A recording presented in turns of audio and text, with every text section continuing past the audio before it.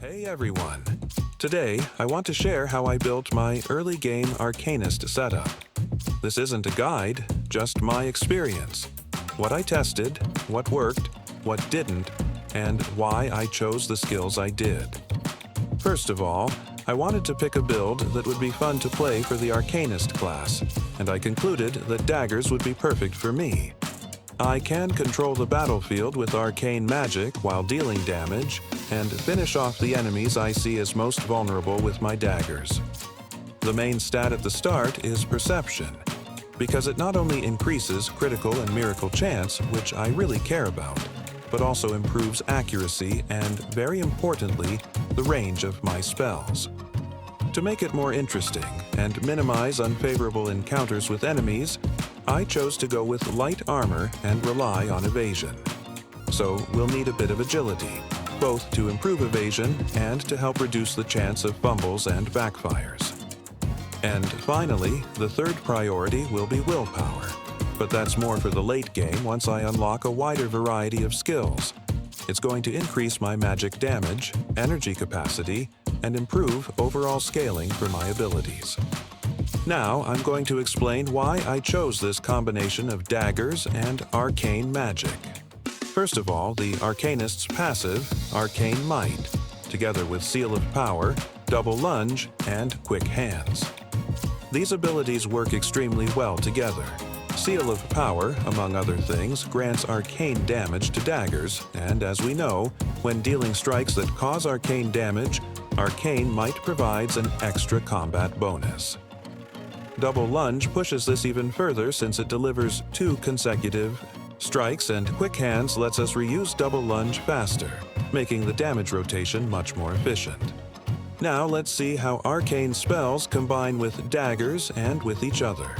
The spells already have a great combo, which I'll explain shortly. First, let's look at how each spell works individually. Wormhole. This ability lets you select a target, including yourself, marking its tile and remembering its current position. After a few turns, the target will be returned to the marked tile, or the closest available one, taking significant arcane damage if the tile is already occupied. The spell doesn't go on cooldown until the mark expires. During this time, Recasting. The spell removes the effect prematurely, returning the target to its original position.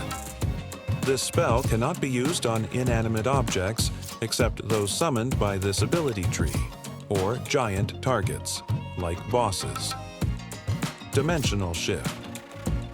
This entry-level spell lets you select 2 targets, including yourself, and teleport them, forcibly swapping their positions.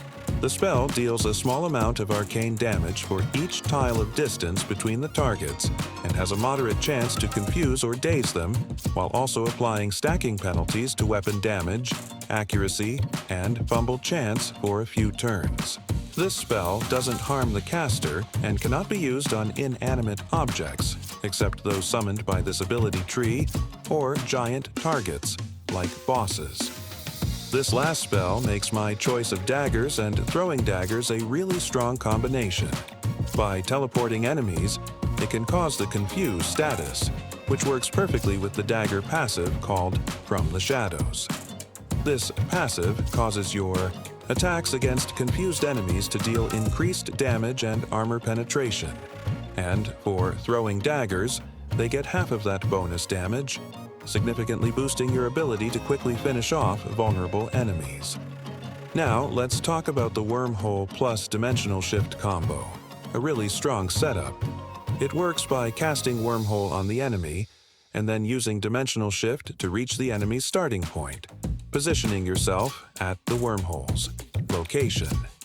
This way, you not only deal the Dimensional Shift damage, but when the enemy returns to the wormhole's starting tile, They take extra damage and are pushed to a nearby tile with a high chance to be stunned. This is the perfect moment to finish them off with your daggers, taking full advantage of the Confused status and your From the Shadows passive. This build is really fun, honestly, one of the most enjoyable I've played, if not the most.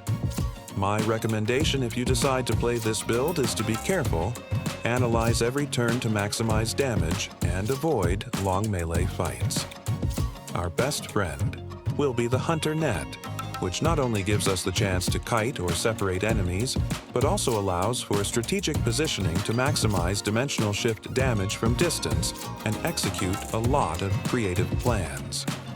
Besides the net, you should use Shout to separate enemies and try to find them one by one, or take advantage of square-like structures where enemies split, using Teleport as a strategic tool to maximize damage and battlefield control.